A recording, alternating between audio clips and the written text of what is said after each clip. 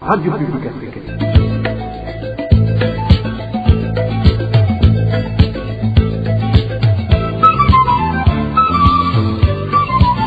Radio Publique Africaine.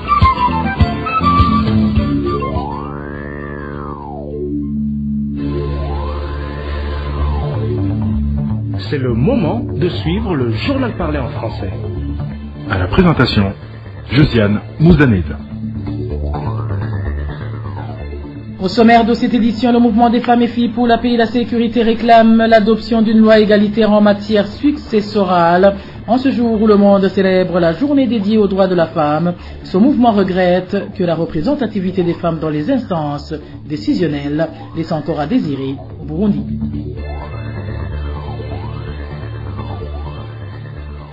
Les autorités burundaises du plus haut sommet aux administratifs à la base devaient être jugées pour avoir permis que des jeunes soient envoyés sur le front en RDC alors que le pays dispose d'une armée apte à le défendre. Propos d'une activiste des droits de l'homme, c'est en réaction aux pleurs des parents de Lumongue après que leurs enfants aient suivi une formation paramilitaire avant d'être enrôlés pour aller traquer les combattants du mouvement Red Tabara se trouvant sur le sol congolais. Vous aurez les détails dans ce journal. Dans ce journal, nous vous parlerons également du phénomène d'enfants de la rue qui prend de plus en plus de l'ampleur au camp de Nakivale en Ouganda. Voilà pour les grandes articulations. Tout de suite, le développement de ces titres.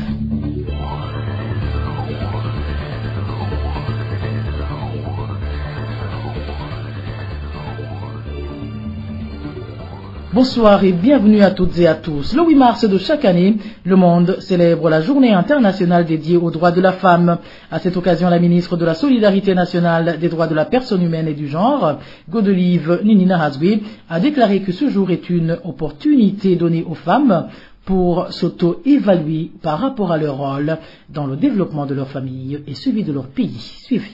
Le 8 mars de chaque année, le Burundi se joint aux autres pays du monde entier pour célébrer la journée internationale de la femme. C'est une occasion pour les gouvernements et les partenaires d'évaluer le pas franchi par rapport à l'état d'avancement des droits des femmes sur le plan économique, politique et socio-culturel.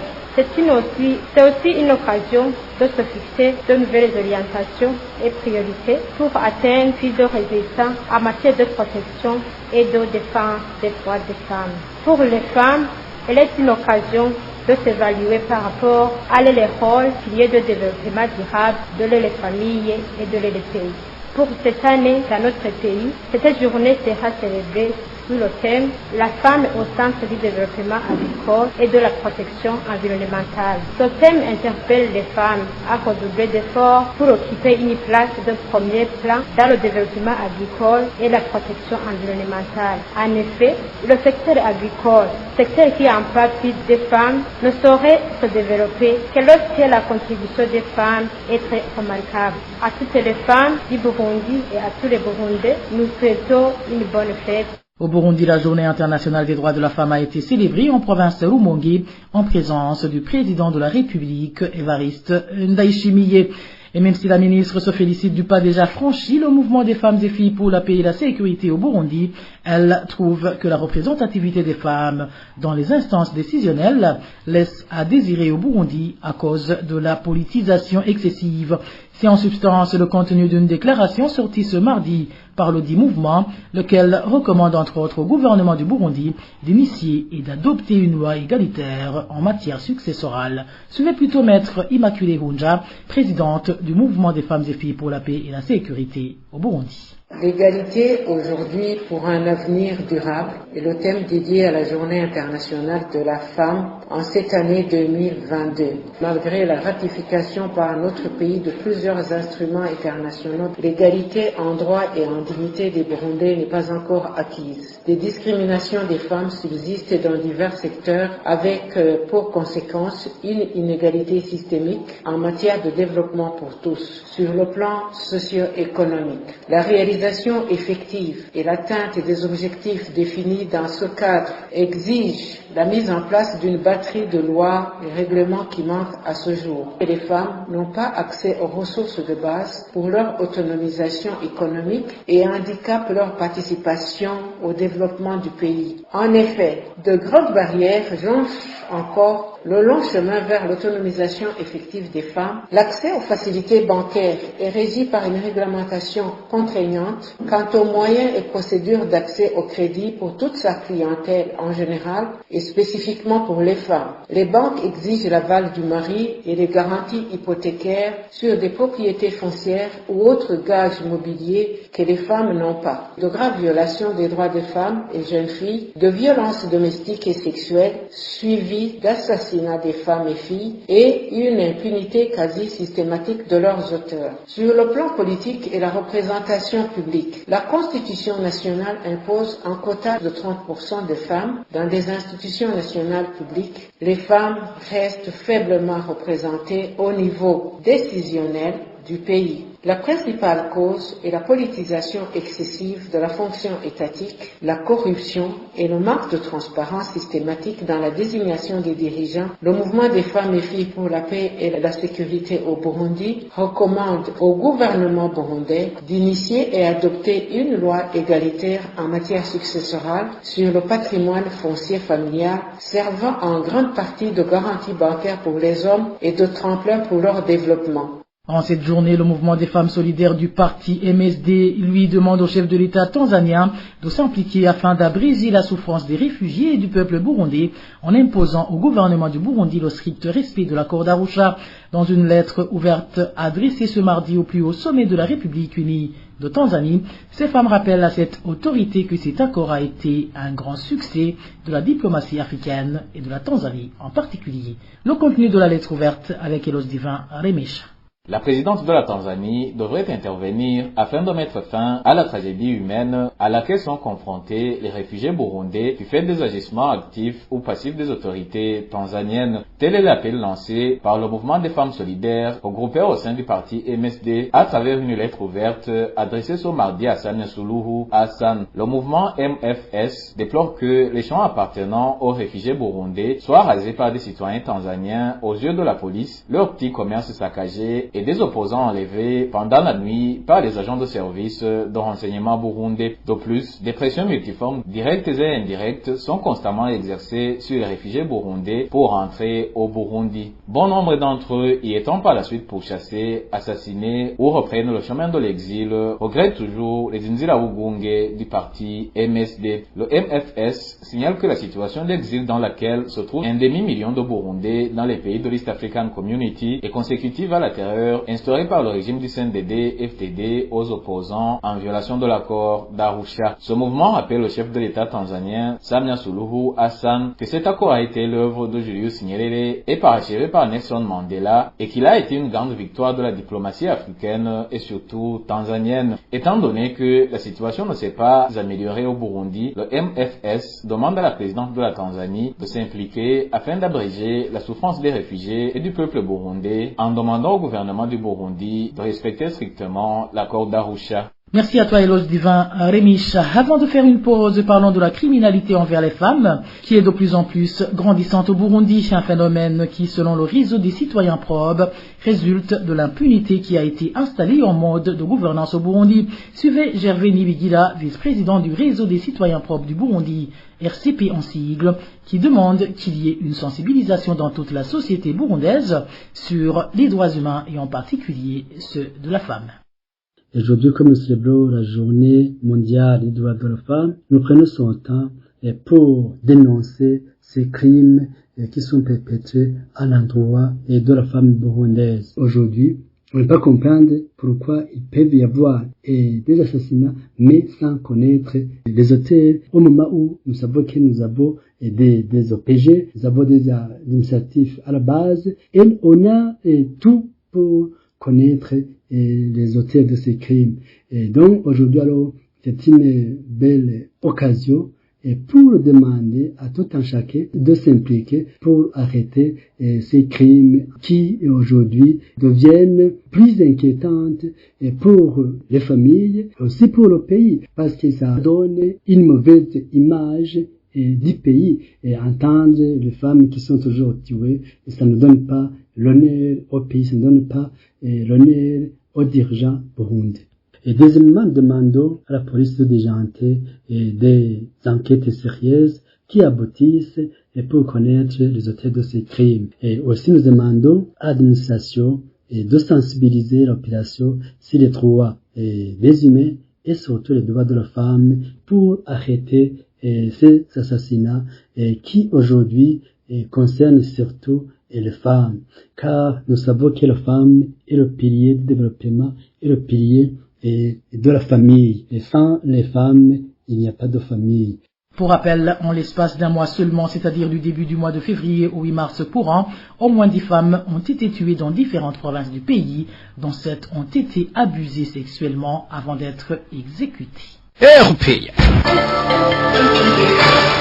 En page droits de l'homme, le gouvernement du Burundi, l'armée et les autorités administratives sont les premiers responsables de la mise en danger des jeunes enrôlés au sein des Imbonerakure pour participer aux formations paramilitaires avant d'être déployés en RDC. Propos d'une défenseuse des droits des enfants au Burundi, Eulaline Ibidzi souligne qu'au lieu que les jeunes soient envoyés combattre l'ennemi du pays en violation des droits de l'homme et en sacrifiant leur vie, le gouvernement burundais devrait plutôt recruter dans l'armée toute personne qui le souhaite dans la légalité si l'effectif des militaires en fonction est jugé insuffisant. Suivez Eulaline Ibidzi, défenseuse des droits des enfants au Burundi. Je m'inscris en faux contre les entraînements paramilitaires qui sont imposés à la jeunesse. Le cri d'alarme qui est lancé par les parents de la province de Rumonge est un cri d'alarme qui est bien fondé et qui doit être relayé par toute personne qui aime la jeunesse burundaise, qui aime le Burundi. Les entraînements paramilitaires ne doivent pas être soumis à la jeunesse. Si le pays a besoin d'agents de l'ordre, s'il a besoin de militaires en plus, qu'il passe au recrutement selon les normes qui sont connues. Sinon, soumettre les enfants, les jeunes, aux entraînements paramilitaires, c'est les exposer à tous les dangers. D'abord, ils subissent ces entraînements sans respect d'aucune loi. Ces enfants sont destinés à être à l'école ou aux emplois. Ces enfants ne peuvent pas défendre une nation alors qu'il y a des militaires et des policiers qui sont qualifiés pour ça et qui sont payés pour ça. Il faut alors que ces entraînements cessent et que le pays fasse recours aux militaires. Et ce sont ces personnes qui leur font des entraînements qui sont responsables de leur sort et surtout l'administration publique qui est responsable de la collecte, du recrutement et de l'enrôlement de ces personnes dans les groupes jusqu'à les remettre aux forces de l'ordre. Alors l'État du Burundi devra répondre de leur vie. Parce que les prendre et les exporter vers le Congo, c'est une violation des droits humains et chacun doit défendre ses enfants. Et en page société, les habitants de la zone Chibitoke s'indignent de la qualification de crime accidentel dû à un court-circuit, l'incendie qui a brûlé les motos, les bajaj et autres matériels entreposés à la 4e avenue de cette zone la nuit du dimanche à lundi. Pour eux, il s'agit purement et simplement d'un incendie criminel. Notre confrère Emmanuel Niungeko s'est entretenu avec certains d'entre eux. Son reportage. Certains habitants de la zone Chibitoke de la municipalité de Bujumbura indiquent qu'il est difficile de comprendre que l'incendie qui a ravagé leurs motos, tricycles et autres engins serait dû à un problème électrique. Un endroit où on garde tous ces engins, en tout cas, c'est un lieu aéré. Ces matériels étaient dehors. Le court-circuit cause l'incendie dans des maisons, au marché, dans la prison. Il est incompréhensible de dire que c'est le court-circuit qui a causé ces dégâts. Les motos ne sont pas gardées dans la maison. Ce n'était même pas dans un hangar. Ces engins étaient dehors. Dans le monde d'aujourd'hui, il y a des choses qu'il ne faut pas avancer pour mentir les gens. Ces habitants disent plutôt que cela aurait été fait par des gens mal intentionnés. Ils ont dit que ces engins ont été détruits par le court-circuit. Or, là où ils étaient garés, il n'y avait pas de prise électrique, ni de fil électrique. Ces motos rentrent à 18h, les tuk-tuk arrivent un peu plus tard à 20h. Comment est-ce qu'on peut expliquer ce court-circuit qui est survenu à des heures avancées quand les gens dormaient déjà, alors qu'au moment des va-et-vient, rien ne s'est passé? Qu'ils arrêtent de nous mentir. C'est un acte criminel. Ce qui est inquiétant, c'est le cesse citoyens, c'est que la police s'est précipitée à annoncer la cause de l'incendie. Ces habitants ont été également frustrés par le fait qu'aucune autorité ne s'est rendue sur les lieux pour les tranquilliser. Nos inquiétudes sont basées sur la déclaration hâtive de la cause sur l'origine de l'incendie, alors qu'ils n'ont pas cette compétence. Ce qui est étonnant, c'est que ni le chef de quartier jusqu'à l'administrateur, personne n'a dressé un rapport sur cet incident qui a apporté une richesse d'une valeur aussi importante. Même les journaux reconnus ou les médias du Burundi n'y ont pas attaché de l'importance. Une autre inquiétude est liée au fait d'empêcher les gens de s'approcher des lieux pour s'enquérir de la situation et le fait d'emprisonner les veilleurs. Ces habitants font savoir qu'il y aurait un agenda caché compte tenu de la récente mesure qui a été prise interdisant ces engins d'avoir accès à certaines localités de la mairie de Bujumbura. Ils demandent alors aux autorités administratives et policières d'amorcer des enquêtes pour démasquer les auteurs de l'incendie et que les victimes soient indemnisées. Emmanuel Nyungieko, en page gouvernance, l'on parle de l'annulation du permis d'exploitation du nickel et minerais associé sur le périmètre Musongati qui avait été accordé à la société Burundi Mining Metallurgy International. C'est du moins le contenu du décret présidentiel sorti en date du 3 mars 2022. La dite société avait obtenu son permis en 2014, c'est-à-dire qu'il y a de cela près de 8 ans. Et puis le livre Les Trois Burundi est un document qui peut inspirer les Burundais pour bâtir un nouveau Burundi apaisé et prospère. Selon Athanas Karayenga qui a contribué à la publication du dit livre, l'auteur a abordé les questions de fond qui hantent tout Burundais soucieux du sort de son pays. Suivez. C'est un livre extrêmement intéressant parce que il ne vient pas se substituer évidemment au livre d'historiens burundais, beaucoup de spécialistes qui ont écrit aussi des choses sur des thèmes voisins. Mais l'avantage du livre de Janvier Ndikuma Anas, c'est d'avoir rassemblé plusieurs théories, plusieurs courants, plusieurs propositions. Le livre contient beaucoup de points de vue, des opinions à lui qui peuvent être partagées ou qui peuvent être contestées. Mais en tout cas, ce que je pourrais dire, c'est que si vous pouvez trouver ce livre et le lire et le questionner et le contester et vous enrichir en tant que Burundais ou même ami du Burundi, c'est vraiment une très très très bonne opération que vous auriez faite parce qu'intellectuellement parlant, c'est un livre extrêmement riche, extrêmement dense, mais aussi un livre qui soulève des questions de fond, des questions qui nous hantent. Le délitement de l'État burundais, par exemple, nous hante parce que jusqu'à aujourd'hui, l'État burundais est bâti sur des crimes gigantesques qui n'ont jamais été jugés.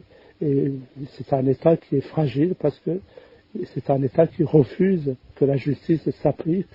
Et c'est un État donc qui est favorable à l'impunité. Et c'est pour ça qu'un livre comme celui de Janvier Ndikuma et d'autres, nous donne vraiment de la matière pour réfléchir, pour l'avenir, pour imaginer un autre Burundi, un Burundi, le quatrième Burundi, apaisé, démocratique, prospère et qui s'insère dans la trame merveilleuse des Grands Lacs, avec ses cultures, ses langues, avec ses beautés, ses lacs, ainsi de suite. Signalons que Janvier Ndikuma, auteur du livre Les Trois Burundi, est décédé en 2009 et le livre est le résultat d'un travail de recherche qu'il a fait pendant 25 ans. Le livre Les Trois Burundi est vendu sur Amazon et la famille de l'auteur est en train de s'organiser pour qu'il y ait prochainement des points de vente du livre dans différents pays, dont le Burundi. Une courte pause et nous parlons éducation. RPA. Les parents d'élèves du lycée d'excellence de la commune Nyabiraba en province Bujumbura se plaignent des contributions forcées qui sont collectées par l'administrateur de cette commune, des contributions destinées à la construction de cette école. Tout élève incapable de contribuer est chassé de l'école. Le point avec Francine Mahoro.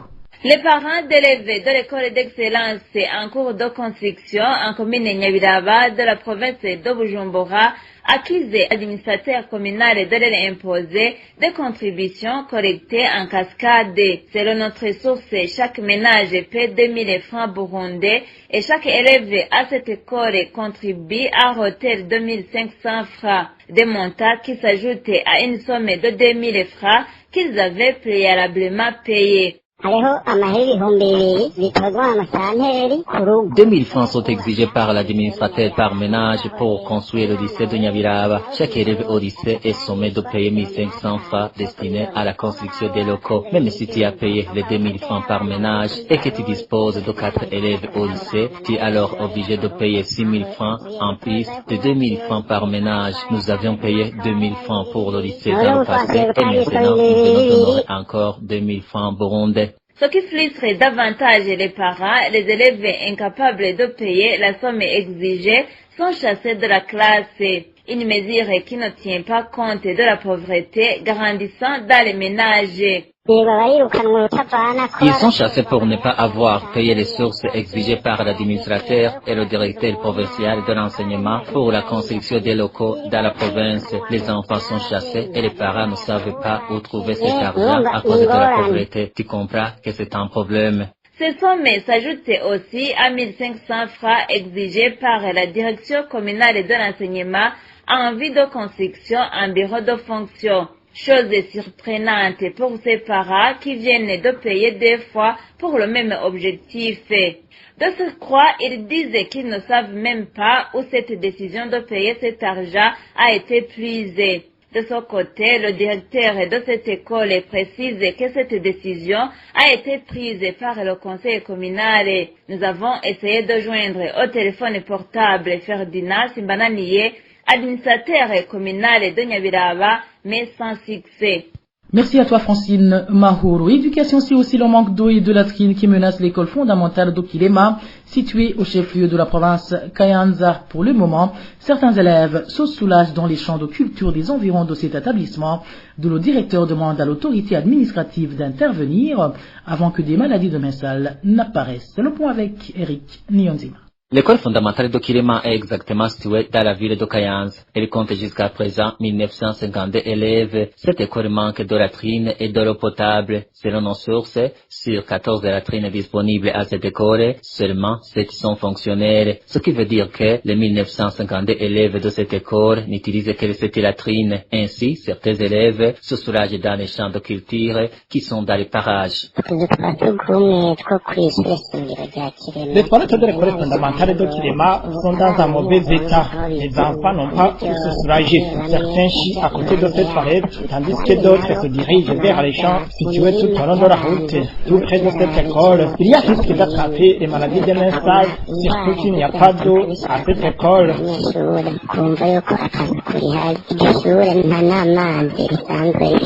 Les parents ayant des élèves à cette école demandent à la direction de trouver dans l'immédiat une solution adéquate à ce problème. Nous sommes très inquiets parce que les enfants pourront attraper les maladies de main sale, comme la dysenterie. L'État pourrait le vérifier et construire d'autres latrines pour que les enfants aient des lieux d'aisance en bon état. La rédaction de la RPA a essayé de contacter Simeon Touyoubahe, le directeur de l'école fondamentale de Kilema, mais son téléphone était injoignable. Eric Nyonzima, je vous le disais en titre, l'effectif des enfants de la rue augmente davantage parmi les réfugiés burundais du camp de Nakivale en Ouganda. Les parents de ces élèves disent que la pauvreté et les mauvaises conditions de vie sont les principales causes de ce phénomène qui entraîne ces enfants dans la débauche. Le détail avec Elvis Nyomongere. Les enfants de la rue deviennent de plus en plus nombreux parmi les réfugiés burundais du camp de Nakivale en Ouganda, surtout dans la localité appelée Kabazana. Au départ, ces enfants ne faisaient que commander dans les rues. Mais aujourd'hui, à part que ces enfants sont devenus des adultes étant dans la rue, ils causent aussi de l'insécurité. Les enfants de la rue ici à Nakivale sont devenus de plus en plus nombreux. Du jour au lendemain, l'effectif augmente. Avant, ils étaient des enfants, mais pour le moment, ils sont devenus des hommes adultes de la rue. À voir ce qu'ils font actuellement, ils en arrivent au point d'arrêter les gens pendant la nuit pour voler leurs biens. La pauvreté et l'insuffisance de la nourriture qui se manifestent dans le cas de Nakivale sont à l'origine de cette augmentation des enfants de la rue selon les réfugiés du dit camp. L'irresponsabilité des parents en est aussi le facteur. Premièrement, tout cela est consécutif à la pauvreté et au manque de la nourriture qui s'observe ici au cas. En plus, comme vous le savez, le HCR a diminué son aide ici au cas. Actuellement, chaque personne ne reçoit que 13 000 chili pour vivre. Donc, vous comprenez bien qu'utiliser 13 000 pour la nourriture et les soins médicaux, c'est très peu. Mais aussi, il y a de la négligence et l'irresponsabilité des parents quant à le devoir d'éduquer les enfants. La présence des enfants de la rue dans le cas de Nakivale en Ouganda est confirmée par les responsables du cas dans le quartier de Kabuzana où le mouvement est intense. Mais selon eux, les enfants de la rue sont nombreux dans cette localité du fait qu'elle constitue leur destination quand ils arrivent en Ouganda. Autre constat, beaucoup d'entre eux ne parlent que le Kirundi et le Kinyarwanda. Nos sources à Nakivale, faut savoir que la police a essayé de chasser ces enfants de la rue, mais en vain compte tenu de leur effectif. Et voilà, amis fidèles de la RPA, c'est sur ce reportage de notre confrère Elvis Nyongongere que nous mettons fin au journal de ce mardi 8 mars 2022. Merci à toutes et à tous pour votre aimable écoute. Merci également aux équipes rédactionnelles et techniques pour le travail abattu.